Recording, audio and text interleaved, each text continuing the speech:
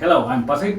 And I'm Henrik, and we are from Sonata Arctica. You are listening to the Brutally Delicious podcast. 1, 2, 3, 4. The Brutally Delicious podcast. The Brutally Delicious podcast. The Brutally Delicious podcast. The Brutally Delicious podcast. This is 70,000 tons of metal, the original, the world's biggest heavy metal cruise. 60 bands, 4 days, 1 cruise ship, only 3,000 tickets. It's like having an all-access backstage pass. January 29th to February 2nd, 2026. From Miami, Florida to Nassau, the Bahamas, and back.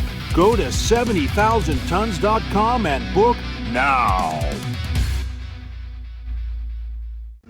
What's up, everybody? I'm Dark Macek with Brutally Delicious, here with some members of Sonata Arctica. We have Pasi and Henrik. How are you two doing today?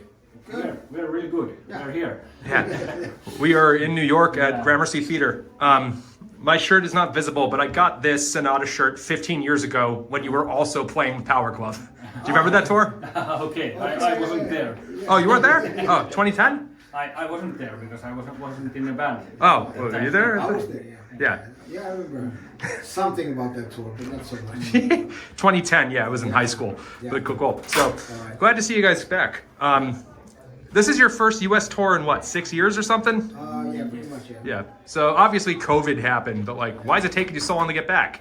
Well, COVID happened. yeah. The thing is, like when everything opened up, we had a bunch of tours that were lined up already, and some tours that we had already postponed, I think 2 or 3 times. For example, the South American tour and all that stuff. So we had a lot of things that we needed to do before we got time to come over. So it is what it is, you know. Yeah, it took 6 years. Yeah. But luckily we are here now. Yeah. And how long has it been since you've headlined? Because the last time I saw you, you were opening for Camelot. Yeah, 2016. 9 years. All right. Yeah. 9 years since your last U.S. headline. Well, I'm glad you're back. Yeah. Okay. So, Clear Cold Beyond. Did I get those order right? Clear Cold Beyond? Sorry, I was like, is it called Clear Beyond? No, Clear Cold Beyond. It was released a year and a half ago or so? Right? Yes. Yeah. Was quite right, yeah. It was last year, right? But like January or something, right? Early? Yeah. In the spring, Yeah. How has reception been? It's been really good. Yeah, I think people like it. I think also like after doing first, we did a couple of acoustic albums, and then our last studio albums also ended up unintentionally soft by some reason. So, so I think we were pretty much ready to get back to heavy metal, and I think that Clear Cold Beyond is it's back to form, so to speak. So that was gonna be my next question. Like, we've got a lot of burners in this one. You got California, and even some of this like not super fast ones, like Dark Empath and Angel Defiled. Like, you know, we're getting back to a lot heavier stuff. What happened? Did you like? There was 2 acoustic albums. And Yeah. I think. Too much soft stuff going on. So. Was there some like fire under your ass after COVID where you're like, oh man, we got to go up blazing? Yeah, I A think little bit like that, yeah. And also, I mean, there was it was really, really hard. I mean, I think it's good to take a break every once in a while, but when the break comes in that kind of form, it's kind of horrible. And a lot of times we were thinking, you know, what if we never get to play together again, you know? That was one option, of course. So it was, I think everything came out of this album, you know, counter reaction. Yeah. So are you? I guess like, how do I phrase this?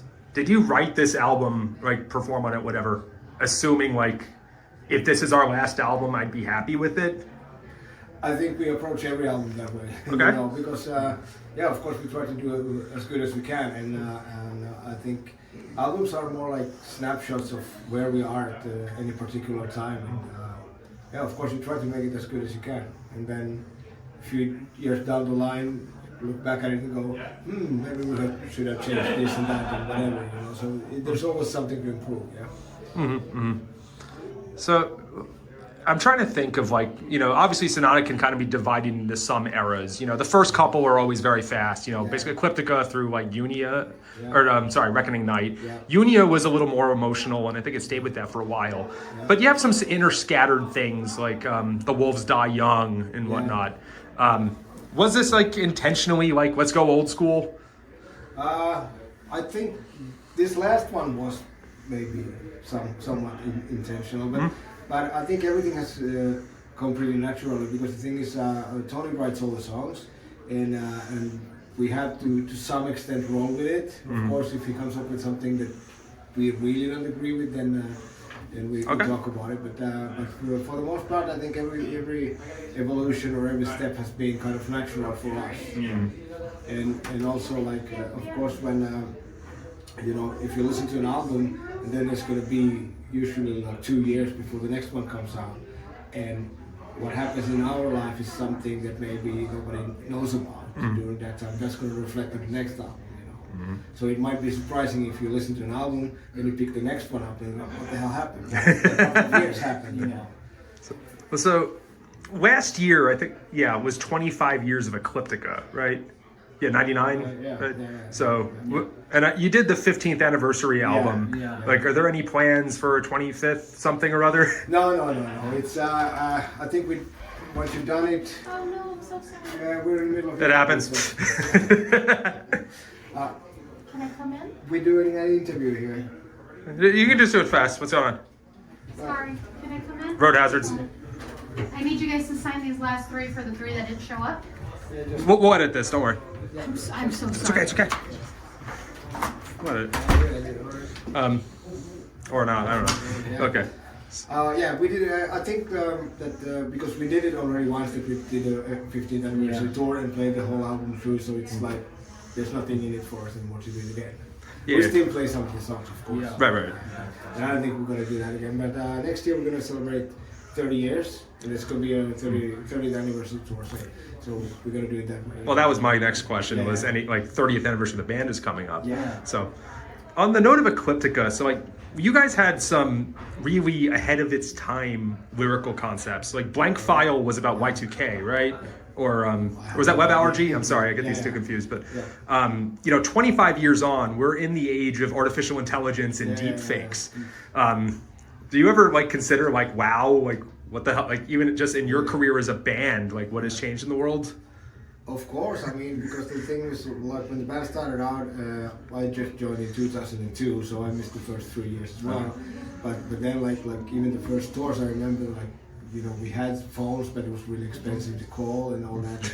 And now it's it's an everyday thing. You go home a few days, a few times a day, and you video calls wherever we are in the world. It doesn't matter. You can always phone home. You got the internet everywhere, all that stuff. So a lot of things have changed, and just in the day-to-day of touring also. Yeah. And then of course when we started out, when the band started out, it was all about CDs and maybe some LPs and whatever. But now it's nobody buys an album anymore. You can have any music you want in your pocket. So it's. You know what I mean? Yeah. So yes, a lot has really happened. Yeah. Well, I mean, you just hit on one of the other things I often ask about is right. If you had to write a power metal song about streaming or Spotify, whichever, what would the title be, or just give me some picture of it? Keep your hand out of my pocket. Yeah. I don't know. Yeah. So, are you guys not a fan of this? I think it's convenient, but I think it's it's back to the way the record business originally started, is basically ripping out your stuff. But from a consumer standpoint, I like the fact that if I want to listen to something, I can buy it immediately. Yeah. And I think with Spotify and Apple Music and all these services. Right now, I don't think people are stealing as much music as they used to before we had these services. But then again, if we start to discuss the compensation model, then it's going to take forever. It's the fact is that this is something that is happening, and you can either be a grumpy old man or you can try to adjust. And I think we want to be here, so we just have to roll with the punches and try to figure out the best way to make it work for us as a band. But it's a struggle, definitely. Sure. I guess in my head, they always say one stream of a song gives the band, and actually, does that mean the record label? I don't know, 0.4 cents. So when you're talking about people used to steal music, now if they listen to the album, you get 4 cents, 8 cents, however many tracks on the album. You have to put Yeah. some zeros in between, and then Oh, I'm sorry. 4. So, but yeah, I mean, I guess it's better than nothing, but yeah. yeah, but it is what it is. Sure. And I guess just a last big topic to hit on before I, ask customary last questions. In the time since Sonata's been a band, we've seen power metal like change, evolve, whatever word you'd like to use.